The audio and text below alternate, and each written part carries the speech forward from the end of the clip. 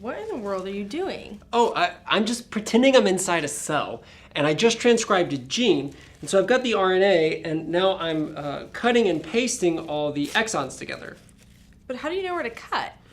Oh, well, that's easy because the exons and introns are colored here. The exons are in purple, and the introns are in orange. And I'm essentially taking and cutting out the introns and keeping the exons. So we keep the exons, but we get rid of the introns? Exactly. I know it sounds kind of counterintuitive, but we keep the exons and we cut out the introns.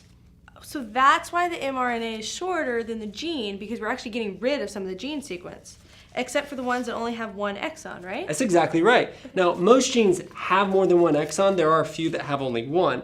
But those genes that have more than one exon have to cut out all those introns in a process called splicing. That's what splicing is we cut out, splice out the introns, and we splice together all the exons.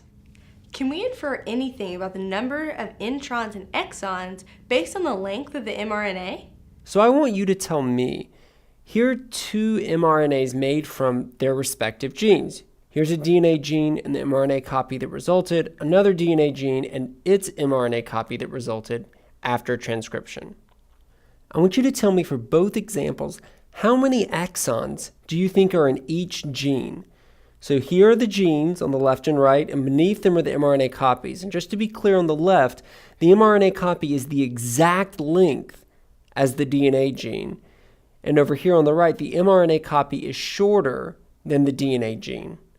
So using the options below for each scenario, I want you to pick the best answer for the question, how many exons do you think are in each gene? This is a tough one, so think about it first and try again if you don't get it the first go round.